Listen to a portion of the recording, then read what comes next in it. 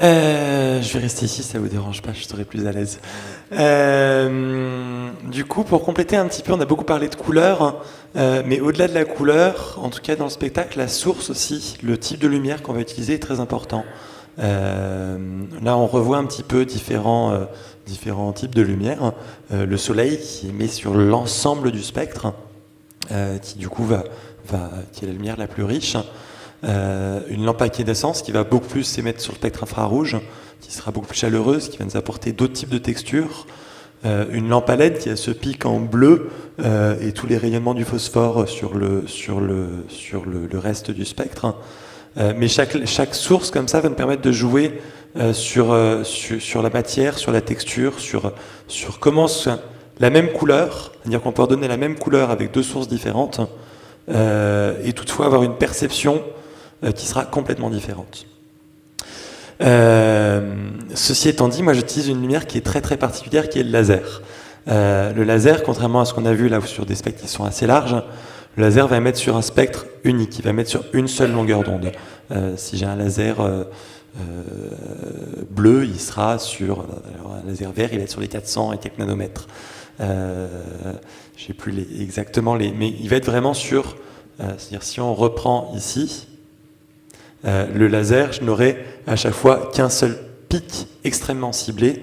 Donc c'est pas du tout une lumière qui est faite pour éclairer. C'est par contre une lumière qui, pour travailler de l'effet, entre guillemets, est vraiment intéressante. C'est une lumière aussi qui est très intéressante parce qu'elle est ce qu'on appelle collimatée. C'est-à-dire que tous les faisceaux avancent enfin tous les photons, toutes les particules avancent exactement dans la même direction, à la même vitesse et suivant la même onde. Et c'est une lumière qui du coup va être aussi très contrastée. Moi du coup c'est une lumière que j'utilise dans un espace enfumé en règle générale et que je vais utiliser en projection dans l'espace qui va me permettre de créer l'espace. Je vais ainsi vous présenter du coup 3 projets et 3 utilisations un peu différentes de cette lumière. Le troisième utilisant un petit peu aussi d'autres formes de lumière. Le premier, le lumarium, ça a été une de mes premières recherches autour du laser et du laser dans l'espace. Donc c'est un peu, voilà, je l'ai fini tout à l'heure par Anthony McCall. Je reprends là-dessus, puisque je reprends aussi je travaille aussi la lumière comme une lumière solide. Donc vraiment, j'utilise ce laser qui vient se déplacer dans l'espace et qui vient créer des plans de lumière qui sont extrudés. La lumière venant s'imprimer sur chacune des particules de fumée. Ici, je viens jouer sur plusieurs choses. La première piste de travail, ça a été sur l'espace et comment créer l'espace et comment jouer sur la perspective, comment jouer sur la profondeur, donner l'impression que l'espace se transforme, se détend. Pour ça, je viens jouer sur un miroir parabolique qui, en fonction de la forme de la parabole, vient étendre le point de fuite au loin, il vient comme aspirer l'espace. On se retrouve ainsi comme aspiré dans l'univers qu'on dévoile. Et je viens travailler sur un deuxième état, c'est à partir du moment où je donne une matière à cette lumière, enfin où je transforme cette lumière comme une matière, à partir du moment où je lui donne matière, il fallait que je lui donne une dynamique, il fallait que je lui donne une forme, il fallait que je lui donne une vie. Pour ça, je suis parti autour des états de la matière, qui sont devenus une de mes recherches assez centrales, donc autour du liquide, solide et gazeux. Comment est-ce que j'anime ces espaces et qu'est-ce que je peux extraire qu'est-ce qu'est l'essence d'une matière solide, d'une matière gazeuse ou d'une matière liquide, et comment est-ce que je peux la transmettre dans cet univers que je crée. Donc l'Humarium, c'est une boîte qui fait 1,50 m par 3 m par 2,40 m, peu importe les dimensions, dans lequel viennent se développer ces 3 univers, donc dans le sens solide, gazeux, liquide. On peut peut-être envoyer la vidéo.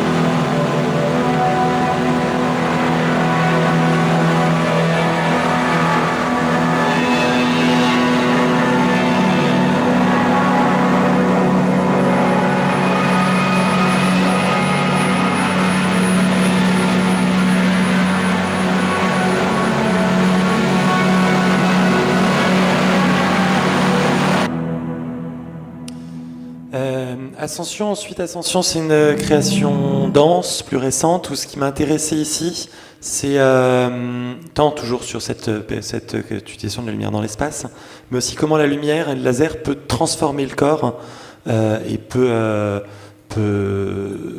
transformer le corps. Donc on va lancer la vidéo et je vous expliquerai un petit peu en même temps.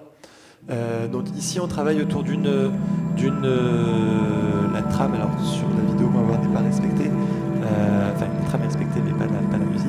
On a une première montée de ce qu'on va voir ici, où le danseur est complètement pris par les jets de lumière, de musique, sonore, etc. Il est complètement comprimé et contraint par l'espace.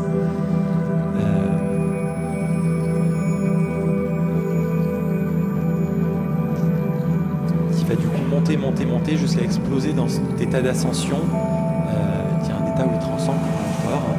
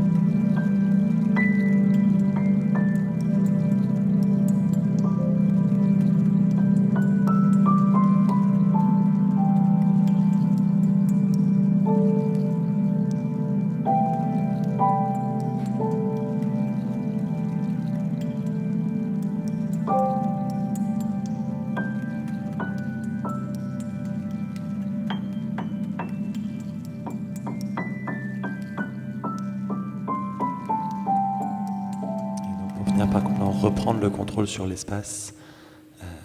Et enfin, un troisième projet qu'on verra assez rapidement, Matière, c'est le prochain spectacle de la compagnie, qui est prévu pour fin 2017-2018. Là, je reviens sur les recherches sur les états de la matière, sur ce qu'est la matière, sur les états de la matière. On va travailler autour de différents axes, de ce qu'est la matière à notre échelle, de comment est-ce qu'on perçoit les états de la matière, de comment est-ce qu'on reçoit la matière, et puis doucement faire des focus, d'abord dans le microscopique, voire le nanoscopique, de qu'est-ce qui définit ces états de la matière à l'échelle atomique, du lien entre les atomes, de comment les atomes interagissent entre eux, pour ensuite descendre encore plus dans une échelle encore plus abstraite qui est l'échelle quantique. On va s'arrêter sur une interaction principale, qui est l'interaction photon-électron. Donc photon de la particule de la lumière et l'électron, une des particules fondamentales. Et de cette interaction qui définit 99% des principes physiques et chimiques, enfin de tout ce qui régule notre monde, notre univers même, excepté la gravité. C'est-à-dire que tous les principes, enfin tout ce qui se passe en termes de physique et de chimie peut être amené à l'échelle quantique à une interaction photon-électron. dans lequel on ne va pas rentrer dans le détail là. Et où là, du coup, je réouvre un petit peu en termes de lumière sur différentes autres techniques pour raconter ça. Et du coup, si on peut envoyer la vidéo. Et on finira là-dessus.